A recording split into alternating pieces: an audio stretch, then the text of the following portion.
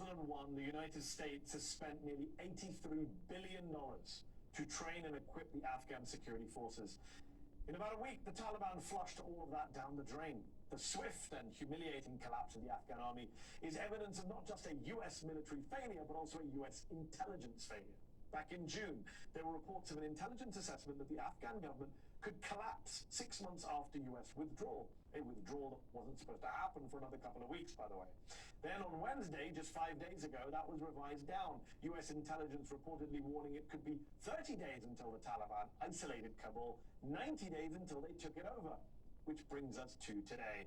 Afghanistan's President Ashraf Ghani has fled the country. Taliban insurgents are traipsing through the presidential palace, and video out of Kabul looks eerily reminiscent of the fall of Saigon. The question many of us are asking right now, how did this happen? Who's to blame? Joining me now are Vali Nasser. He was a senior advisor to the U.S. Special Representative for Afghanistan and Pakistan in the Obama State Department, and Colonel Jack Jacobs. He's an MSNBC military analyst and a Medal of Honor recipient for his service during the Vietnam War. Colonel Jacobs, let me start with you. For decades, the Vietnam War has been seen as not only a defeat of America by a ragtag militia, but a stain on the American conscience, a knock on our global standing.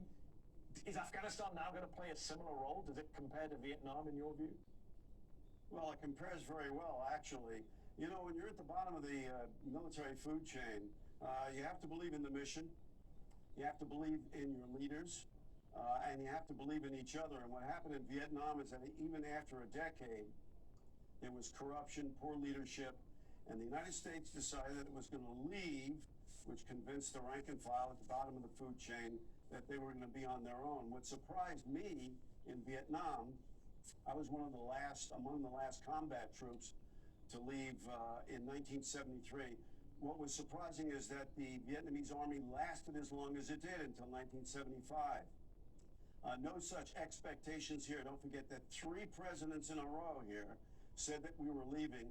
Continuous and pervasive and endemic corruption in the Afghan army, lack of supplies like ammunition, food, and water, convinced the rank and file at the bottom of the military food chain that they couldn't depend on anybody, and ultimately they couldn't depend on each other, and that's why you saw what happened so quickly, Mehdi.